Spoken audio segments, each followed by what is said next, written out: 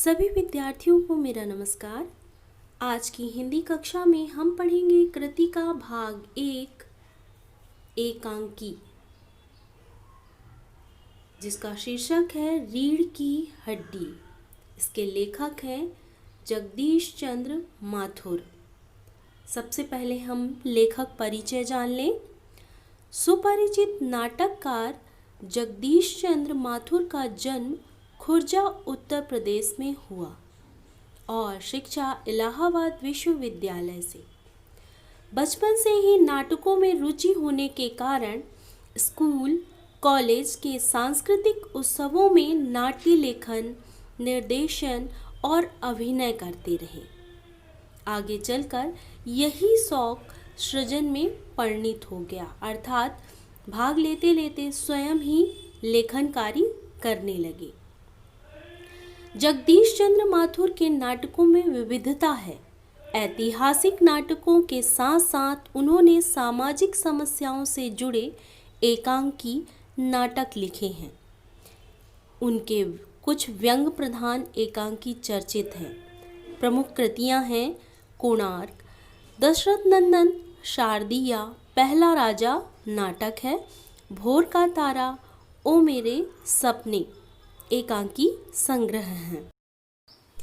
रीढ़ की हड्डी अर्थात हमारे शरीर का मुख्य आधार, और यही आधार आवश्यक होता है हमारे समाज के लिए। वक्त में बहुत परिवर्तन आ चुका है। समाज में नारी का उत्थान हुआ है, किंतु आज भी सामाजिक कुरीतियां पूर्णतः दूर नहीं हो सकी हैं।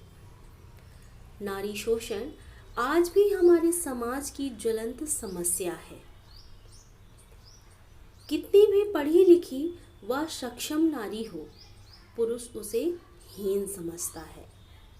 विवाह के समय नारी के गुण आके जाते हैं, परिवार की आय को जांचा जाता है तथा दहेज का परोक्ष अथवा गुप्त संकेत तो अवश्य ही होता है।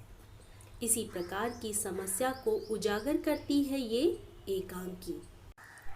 रूढ़िवादी मानसिकता पर प्रहार तथा स्त्रियों के आत्मविश्वास व साहस की सराहना इसका उद्देश्य है। लेखक इस एकांकी के माध्यम से समाज में पनप रही रूढ़िवादी विचारधारा अर्थात पुरानी विचारधारा को तोड़ना चाहता है तथा स्त्रियों के आत्मविश्वास और साहस की सराहना करना चाहता है। उसने इस एकांकी के माध्यम से अपनी बात को स्पष्ट करने का प्रयास किया है और समाज को सिखाना चाहा है। सबसे पात्र परिचय उमा। उमा इस एकांकी की नायिका है और उसी को लेकर लेखक ने अपनी बात को कहना चाहा है। रामस्वरूप उमा के पिता हैं, प्रेमा उमा की माँ, रतन नौकर है, शंकर लड़का है जो उमा को देखने आया है, जिसके साथ उमा का रिश्ता तय होना है। गोपाल प्रसाद शंकर के पिता हैं। उमा विवाह के योग्य है। उसके पिता उसके विवाह के लिए उसकी उच्च शिक्षा को छिपाने को विवश। वो एक समझदार इंसान है। उन्होंने लड़की को तो पढ़ाया है, किंतु जब शादी की बात आती है तो उन्हें उसकी शिक्षा को छिपाना पड़ता है, क्योंकि लड़के वाले नहीं चाहते थे कि उनके घर पढ़ी लिखी बहू आए। उमा को देखने के लिए एक लड़का आ रहा है। उमा इस सब के विरुद्ध है। क्यों विरुद्ध है? क्योंकि वह छुपाकर शादी नहीं करना चाहती है, क्योंकि उसे पता है कि विवाह जैसे पवित्र बंधन झूठ की बुनियाद पर कायम नहीं होते, किंतु पिता के आग्रह के सम्मुख नतमस्तक हो जाती है। आगे कहानी पढ़ते हैं। रीढ़ की हड्डी। मामूली तरह से सजा हुआ एक कमरा। अंदर के दरवाजे से आते हुए जिन महाशय की पीठ नजर आ रही है, वे अधेड़ उम्र के मालूम होते हैं, जो कि उमा के पिता हैं। एक तख्त को पकड़े हुए पीछे की ओर चलते चलते कमरे में आ जाते हैं। तख्त का दूसरा सिरा उनके नौकर ने पकड़ रखा है। बाबू, अबे धीरे धीरे चल, अब तख्त को उधर मोड़ दे, उधर, बस बस। नौकर, बिछा दूँ साहब? बाबू ज़रा तेज़ आवाज़ में, और क्या करेगा, परमात्मा के यहाँ अक्ल बट रही थी तो तू देर से पहुँचा था क्या? बिछा दूँ साहब? और यह पसीना किस लिए बहाया है? नौकर, तख्त बिछाता है। ही हंसता है। बाबू, हंसता क्यों है? अबे हमने भी जवानी में कसरतें की हैं, कलसों से नहाता था लोटों की तरह। यह तख्त क्या चीज़ है? उसे सीधा कर, यूं, बस। और हाँ सुन, बहू जी से दरी मांग ला इसके ऊपर बिछाने के लिए, चद्दर भी, कल जो धोबी के यहाँ से आई है वही। नौकर जाता है। बाबू साहब इसी बीच में मेज पोस्ट ठीक करते हैं, एक झाड़न से गुलदस्ते को साफ करते हैं, कुर्सियों पर भी दो चार हाथ लगाती हैं। सहसा घर की मालकिन प्रेमा आती है। गंधमी रंग, छोटा कद, चेहरे और आवाज़ से जाहिर होता है किसी काम में बहुत व्यस्त है। उनके पीछे पीछे भीगी बिल्ली की तरह नौकर आ रहा है। खाली हाथ बाबू साहब राम स्वरूप दोनों तरफ देखने लगते हैं। स्पष्ट हो रहा है कि यहाँ पर जिस तरह से तैयारी की जा रही है उससे इनके घर कोई आने वाला है, और वो आने वाले हैं लड़के वाले उमा को देखने के लिए। प्रेमा, मैं कहती हूँ तुम्हें इस वक्त धोती की क्या ज़रूरत पड़ गई? एक तो वैसे ही जल्दी जल्दी में। राम स्वरूप, धोती? प्रेमा, हाँ अभी तो बदल कर आए हो, और फिर ना जाने किस लिए। राम स्वरूप, लेकिन तुमसे धोती मांगी किसने? प्रेमा, यही तो कह रहा था रतन। राम स्वरूप, क्यों बे रतन, तेरे कानों में डांट लगी है क्या? अर्थात कान बंद हैं क्या? मैंने कहा धोबी के यहाँ से जो चद्दर आई है उसे मांग ला। अब तेरे लिए दूसरा दिमाग कहाँ से लाऊं, उल्लू कहीं का। प्रेमा, अच्छा जा, पूजा वाली कोठरी में लकड़ी के बक्स के ऊपर धुले हुए कपड़े रखे हैं ना, उन्हीं में से एक चद्दर उठा ला। रतन, और दरी? प्रेमा, दरी यहीं तो रखी है कोने में, वह पड़ी तो है। राम स्वरूप, दरी उठाते हुए, और बीबी जी के कमरे से हारमोनियम उठा ला, और सितार भी, जल्दी जा। रतन जाता है। पति पत्नी तख्त पर दरी बिछाते हैं, लेकिन वह तुम्हारी लाडली बेटी तो मुंह फुलाए पड़ी है। राम स्वरूप, मुंह फुलाए? और तुम उसकी माँ किस मर्ज की दबा हो? जैसे तैसे करके तो वे लोग पकड़ में आए हैं। अब तुम्हारी बेवकूफ़ी से सारी मेहनत बेकार हो जाए तो मुझे दोष मत देना। प्रेमा, तो मैं ही क्या करूं? सारे जतन करके हार गई। तुम्ही ने उसे पढ़ा लिखा कर इतना सिर चढ़ा रखा है, मेरी समझ में तो ये पढ़ाई लिखाई के जंजाल आते ही नहीं।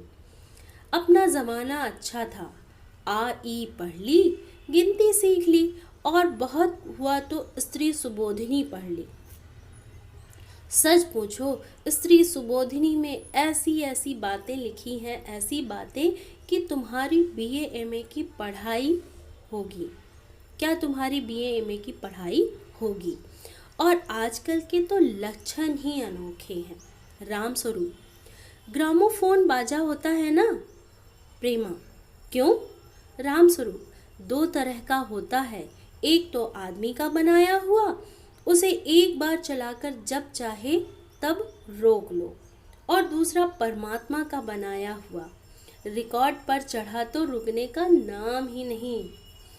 प्रेमा, हटो भी, तुम्हें ठठोली ही सूझती रहती है। यह तो होता नहीं कि उस अपनी उमा को राह पर लाते। अब देर ही कितनी रही है उन लोगों के आने में। राम स्वरूप, तो हुआ क्या? प्रेमा, तुम्ही ने तो कहा था कि ज़रा ठीक ठाक करके नीचे लाना। आजकल तो लड़की कितनी भी सुंदर हो, बिना टीम टाम के कौन पूछता है। इसी मारे मैंने तो पाउडर वाउडर इसके सामने रखा था, पर उसे तो इन चीज़ों से ना जाने किस जन्म की नफरत है। मेरा कहना था कि आंचल में मुंह लपेटकर लेट गई। भाई मैं बाज आई तुम्हारी इस लड़की से। उमा विवाह के लिए तैयार नहीं है, इसलिए वह रूठ कर लेटी हुई है। रामस्वरूप, ना जाने कैसा इसका दिमाग है, वरना आजकल की लड़कियों के सहारे तो पाउडर का कारोबार चलता है।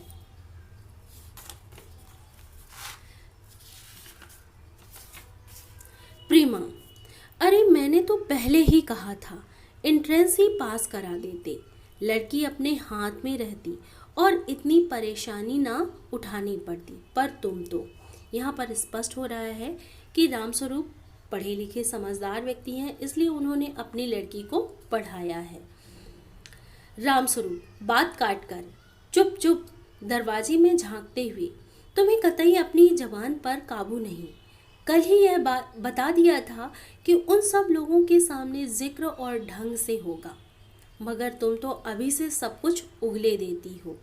उनके आने तक तो ना जाने क्या हाल करोगी। रामस्वरूप ने अपनी बेटी की पढ़ाई लिखाई के संबंध में लड़के वालों से छुपा कर रखा था, क्योंकि लड़के वाले नहीं चाहते थे।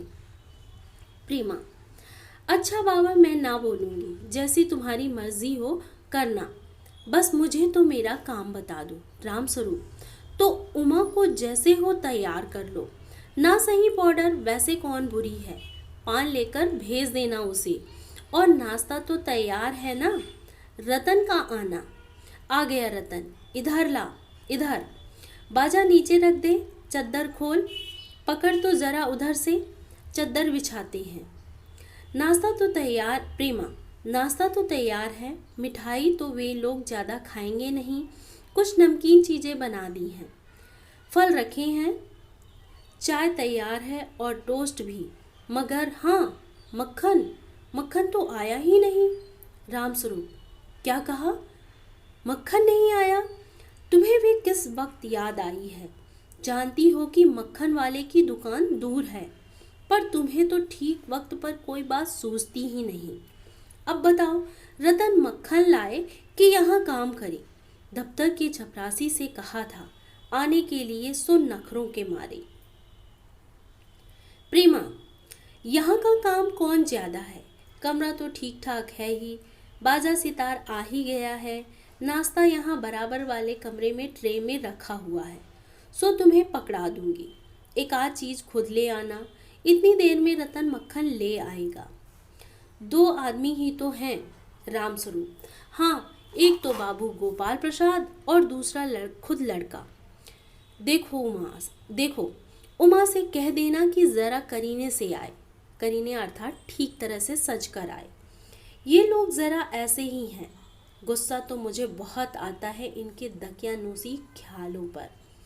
खुद पढ़े लिखे हैं, वकील हैं, सभा सोसाइटी में जाते हैं, मगर लड़की चाहते हैं ऐसी कि ज़्यादा पढ़ी लिखी न हो। अब यहाँ पर रामस्वरूप का जो गुस्सा है वह स्पष्ट कर रहा है कि वो नहीं चाहते कि अपनी बेटी का विवाह ऐसे लोगों के साथ करे, लेकिन लड़के वाले पैसे वाले हैं, इसलिए उन्हें लगता है कि मेरी लड़की वहाँ जाकर सुखी रहेगी, इसलिए वो इन बातों को छुपाते हैं। प्रेमा, और लड़का? रामस्वरूप, बताया तो था तुम्हें, बाप शेर तो लड़का सवा शेर। बीएससी के बाद लखनऊ में ही तो पढ़ता है, मेडिकल कॉलेज में। कहता है कि शादी का सवाल दूसरा है और तालीम का दूसरा। क्या करूं, मजबूरी है, मतलब अपना है, वरना इन लड़कों और इनके बापों को ऐसी कोरी कोरी सुनाता कि ये भी। रतन, जो अब तक दरवाजे पर चुपचाप खड़ा था, जल्दी जल्दी, बाबूजी बाबूजी। रामस्वरूप, क्या है? रतन, कोई आते हैं। रामस्वरूप दरवाजे से बाहर झांक कर जल्दी मुंह अंदर करते हैं। अरे ए प्रेमा, वो आ ही गए। नौकर पर नजर पड़ते ही, अरे तू यहीं खड़ा है, बेवकूफ, गया नहीं मक्खन लाने, सब चौपट कर दिया। अबे उधर से नहीं, अंदर के दरवाजे से। नौकर अंदर आता है, और तुम जल्दी करो प्रेमा, उमा को समझा देना, थोड़ा सा गा देगी। प्रेमा जल्दी से अंदर की तरफ आती है, उसकी धोती जमीन पर रखे हुए बाजे से अटक जाती है। प्रेमा, यह बाजा नीचे ही रख गया है, कमबख्त। रामस्वरूप, तुम जाओ, मैं रखे देता हूँ जल्दी। प्रेमा प्रेमा जाती है, बाबूराम स्वरूप बाजा उठाकर रखते हैं किवाड़ों पर दस्तक। आगे कल पढ़ाया जाएगा।